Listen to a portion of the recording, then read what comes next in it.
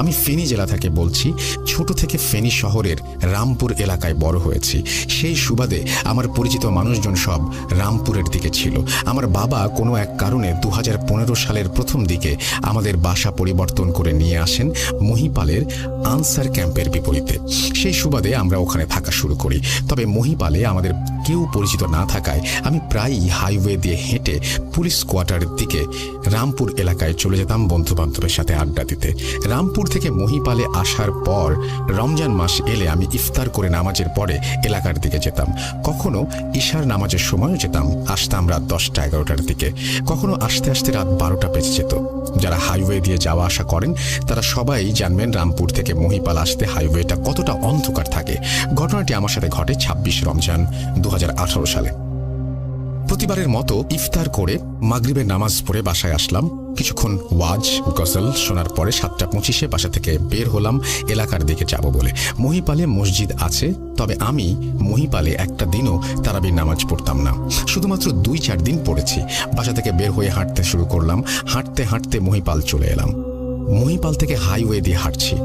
সন্ধ্যার আগে কিছুটা ঝিরিঝিরি বৃষ্টি হয়েছে। তখনও বৃষ্টি হচ্ছিল। আমার গায়ে একটা পাঞ্জাবি, পরনে একটা কালো প্যান্ট।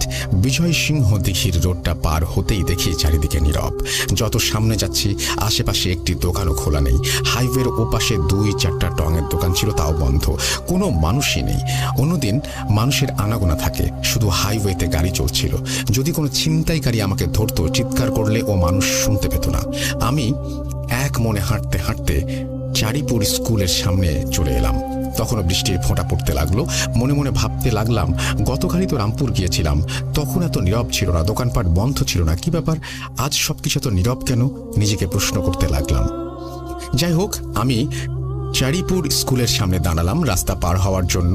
সামনের দিকে তাকালাম। হাইওয়ের ওপাশে কোনো দোকানই খোলা নেই, দোকানগুলো সব বন্ধ। 2-1টা মানুষ দেখলাম পুলিশ কোয়ার্টারের রাস্তা থেকে বামে অন্য রাস্তা দিয়ে ঢুকে পড়ল। হাইওয়ে দিয়ে বড় বড় গাড়িগুলো আসা যাওয়া করতে লাগলো। যখন চিটাগাং থেকে ঢাকা হাইওয়ের রাস্তা একটু ফাঁকা হলো, তখন আমি রাস্তা পার হয়ে এক দৌড়ে লেনের ওপর উঠে পড়লাম, ঢাকা থেকে চিটাগাংয়ের হাইওয়ে পার হব বলে। সামনে তাকিয়ে আছি, গাড়ি একটু কমলেই আমি পার হয়ে যাব। যখন রাস্তার ওপাশে তাকিয়েছিলাম, কাউকে দেখতে পাইনি, শুধুমাত্র একটা রিক্সা দাঁড়িয়েছিল। আমার সামনে দিয়ে একটা বড় লরি চলে গেল। যখন লরি চলে গেল, তখন দেখতে পেলাম ওপাশে একটা মহিলা দাঁড়িয়ে আছে। তার 2 হাতে 2টি 50 কেজি চাউলের প্লাস্টিকের বস্তা। তবে বস্তা দুটোতে কি ছিল আমি জানি না। দুটোকে নিয়ে সে দাঁড়িয়ে আছে ঢাকা চিটাগাং হাইওয়ে পার হবে বলে। আমি তার দিকে তাকিয়ে রইলাম। লরিটি যাওয়ার সাথে সাথে সে হাজির। এটা কিভাবে সম্ভব?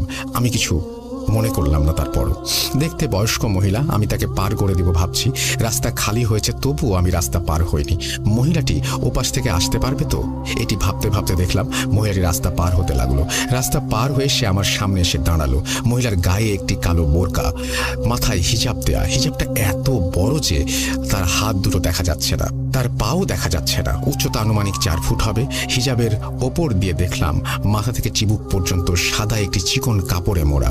মহিলাটির সামনে মুখটা কালো কাপড়ে ঢাকা। হাত দুটো বস্তার নিচে রাখলো। বস্তা দুটো রেখে আমার দিকে তাকালো। বিশ্বাস করবেন কিনা জানি না, তখন আশেপাশে কোনো মানুষ ছিল না। আমি মনে মনে ভাবতে লাগলাম, মহিলাটি কে? আমার সামনে এসে কেন দাঁড়ালো? আমি এক দৃষ্টিতে তাকিয়ে রইলাম। মহিলাটির দিকে তাকিয়ে আছি, কিন্তু তার মুখমণ্ডল কিছুই বোঝা যাচ্ছে না। তার মুখটা মনে হলো ফুটবলের মতো গোল, চোখ দুটোও বোঝা যাচ্ছে না। আমি কোনো কিছুকে অস্বাভাবিক মনে করলাম না, একটু ভয় পেলাম, কারণ আমি মনে করছি মহিলাটি আমাকে চেনে। মহিপাল আসার পর রামপুর এলাকায় যেতাম, তা আমার বাসায় কেউ জানতো না। জানলে আমাকে অনেক বকাঝকা করবে, সমস্যা হবে। যদি মহিলাটি আমার চেনা জানা কেউ হয়, তাহলে বাসায় যদি কোনো রিপোর্ট যায়, আমার খবর আছে। বলা নেই কওয়া নেই, মহিলাটি আমাকে জিজ্ঞেস করলো, কই যাস? আমি বললাম, মসজিদে যাচ্ছি। মহিলাটি দ্বিতীয়বার আমাকে জিজ্ঞেস করলো, কই যাস? আমি বললাম, মসজিদে যাচ্ছি। মহিলাটি জিজ্ঞেস করলো, সত্যি করে বল, তুই কই যাস? আমি বললাম, প্রথমে পুলিশ কোয়ার্টারের টেইলার্সের দোকানে যাব, আমার পাঞ্জাবি আছে সেটি আনবো, তারপর মসজিদে যাব।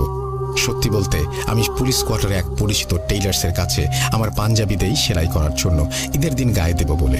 আমি জিজ্ঞেস করতে যাব, আপনি কে, পরিচয়টা দিন। কিন্তু তার আগেই মহিলাটি আমাকে বলল, পাঞ্জাবি দিয়েছিস, ভালো কথা, এখন কেন যাচ্ছিস? অন্য সময় তো যেতে পারলি না?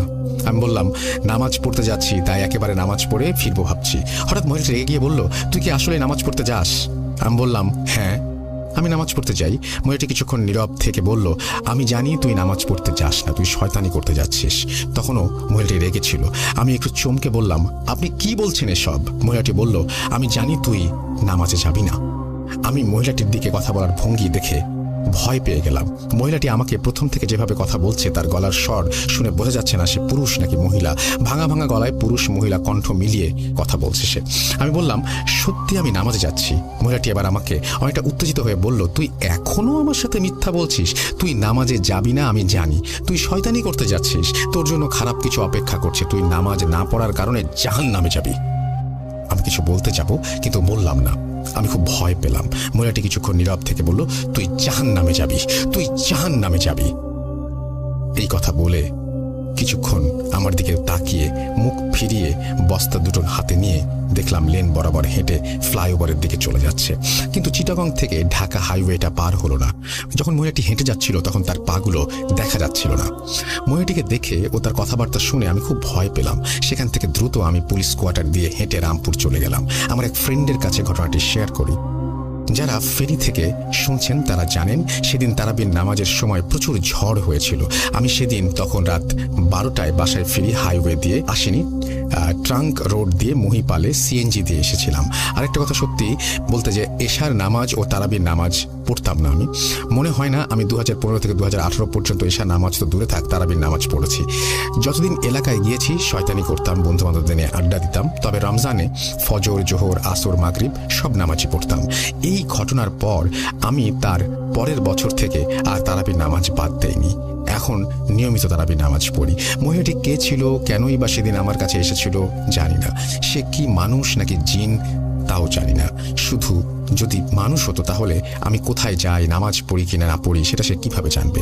আর এই কথাটা আমার সব সময় মনে পড়ে, তুই জাহান্নামে যাবি। পরের বছর আমি মহিপালে একজন বড় হুজুরের সাথে ঘটনাটি শেয়ার করি। হুজুর বলেছিলেন, আপনার সাথে যা ঘটেছে তা কোনো মানুষ ছিল না, এটি কোনো ভালো জিন ছিল। আপনি তারাবির নামাজ পড়েন না, তাই আপনাকে সাবধান করতে এসেছিল যাতে আপনি তারাবির নামাজ পড়েন। হয়তো সে ওই পথ দিয়ে ঘোরাফেরা করে, আপনি ভয় পাবেন না। ঘটনাটি অনেকের কাছে গল্পের মতো মনে হবে। যদি আলেম বা হাফেজ আমার ঘটনাটি শুনেন তাহলে কমেন্ট করে জানাবেন। তারপরে তিনি তার নাম লিখেছেন, কিন্তু তিনি তার আগেই লিখেছেন, আমি আমার নাম ঠিকানা প্রকাশে অনিচ্ছুক। আমি আপনাকে একটা কথা বলতে চাই। আমি বিজ্ঞ কেউ না, আমি জাস্ট ধারণা করে বলছি, যদিও আমার ধারণার কোনো মূল্য নেই। তারপরে এটা আমার জাস্ট ব্যক্তিগত ধারণা। হতেই তো পারে যে এই মহিলাটি সামহাও, বা এটা হচ্ছে এই মহিলাটি সামহাও আপনার পরিচিত, আপনারই কাছের কেউ, আপনার ওই এলাকার বন্ধু বান্ধবের কেউ যিনি আপনাকে চেনেন বা সামহাও আপনার এই সম্পর্কে জানেন, তিনি হয়তো আপনার সাথে এরকম করেছেন। এখন কথা হচ্ছে যে পরিচিত মানুষ হঠাৎ করে সামনে এসে আপনাকে এরকমভাবে বকাঝকা করার কথা না। এটা অনেক সময় এরকম হতে পারে যে বন্ধু বান্ধব সেজে আপনাকে এভাবে ভয় দেখাচ্ছে, বা বন্ধু বান্ধব আবার বোরখা পরে ভয় দেখাবে, সেটাও খুব অদ্ভুত ব্যাপার। এবং আপনি বলছেন 4 ফিট, আপনার বন্ধু বান্ধব কোনো 4 ফিটের কোনো বন্ধু বান্ধব আছে বলে তো আমার মনে হয় না। তো যাই হোক, সব কিছু মিলিয়েই ব্যাপারটা একটু গোলমেলে। তবে আমার কাছে খুব অস্বাভাবিক যদিও লাগেনি। আমি এইটা নিয়ে সত্যিই কমেন্ট চাই আপনাদের আজকে। আপনারা কমেন্ট করে জানান যে আপনাদের কাছে এই ঘটনাটি শুনে